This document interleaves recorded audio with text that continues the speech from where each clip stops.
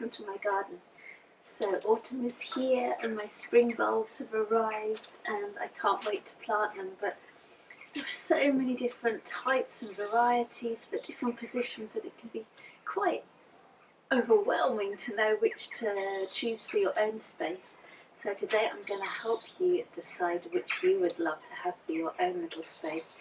Even if you have a large garden or just a few pots, I'm going to show you varieties that are suitable for bee-friendly spaces, shady spaces, for naturalising out in your garden. So many different types. I'm going to help you choose which you would love. Those spring bulbs are planted in the autumn from September into November, before the first really hard frost. So sometimes you can even manage in December if you're a bit late. And if you choose your varieties carefully, you can actually have bulbs flowering right through from February into May. Now you'll most likely know the most common types of spring bulbs like hyacinths, daffodils and tulips. But in amongst those there are so many different types of varieties. Like for the tulips you can have 15 different groups, so there are fringed ones and flamboyant double ones and so many beauties to choose from. And the daffodils, you can just have your lovely bold yellow daffodils like these ones, or you can have lovely dainty white ones and botanical ones. There are so many different types that really can brighten up the spring.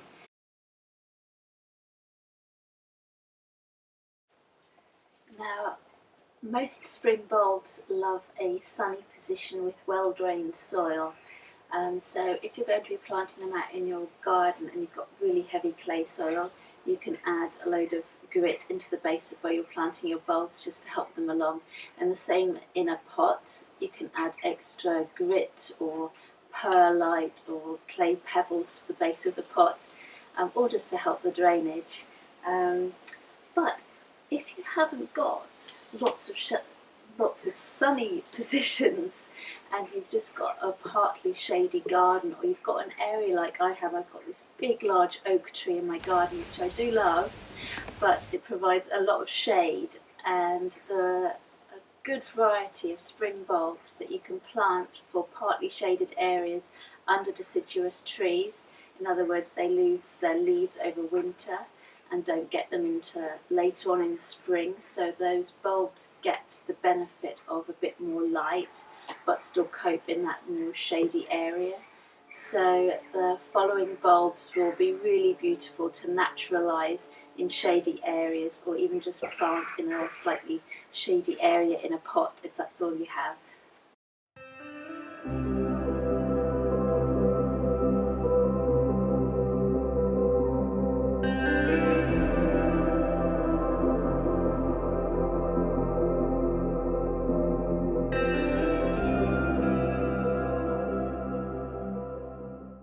If you have a lawn area and you would love to naturalise some bulbs into the lawn, there are lots of really lovely varieties you can choose from.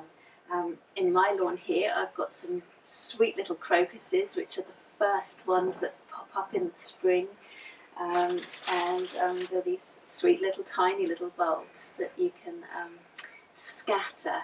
So if you're planting on a lawn, it's better just to scatter the bulbs and plant them where they land, because it gives a more naturalistic look, which is what you're wanting to go for in that kind of area.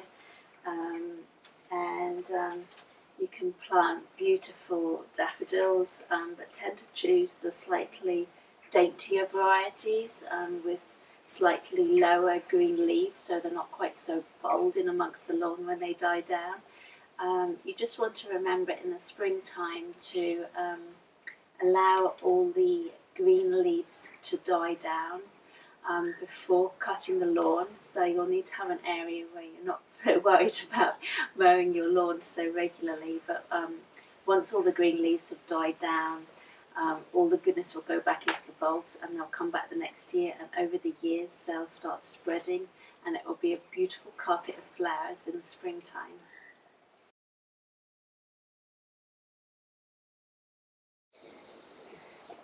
So after a long winter, there is nothing more uplifting than the sound of bumblebees buzzing around in my garden, and I'm sure you feel the same.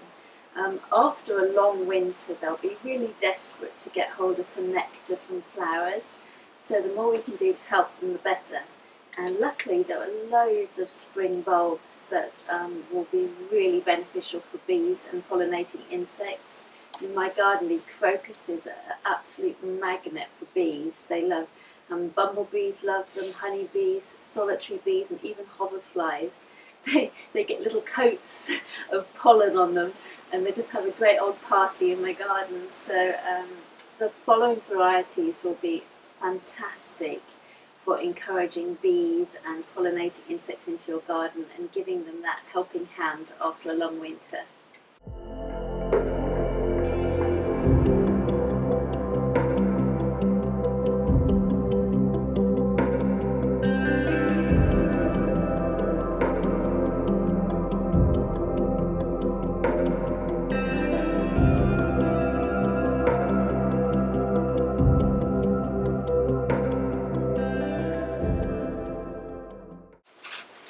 Spring bulbs are really useful for filling in gaps in your garden as well, and so you can get some like low growing varieties that can just fill in those gaps between plants and bring that extra bit of colour at that time of year. And they're great for around the base of shrubs, and you can combine low growing varieties with higher growing varieties, so you get that nice different height, which adds a bit more interest to the garden. So the following bulbs will be fantastic for low growing areas where you'd like to naturalise and fill in gaps.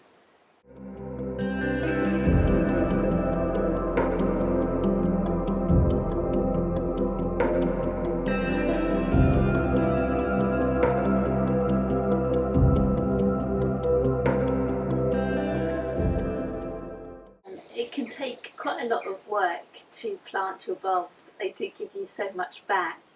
But luckily, because of all that hard work, most spring bulbs are perennial. In other words, they come back year after year and can continue growing and expanding.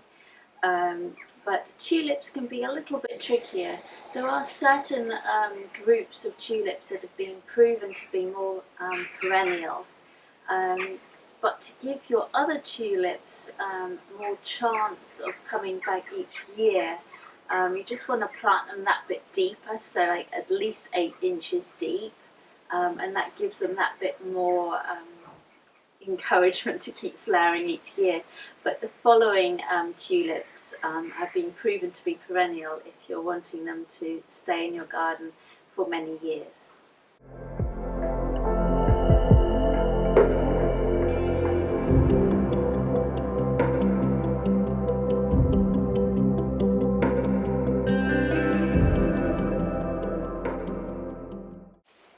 So now you've had all the fun of choosing which bulbs you want, you'll need to know how to plant them.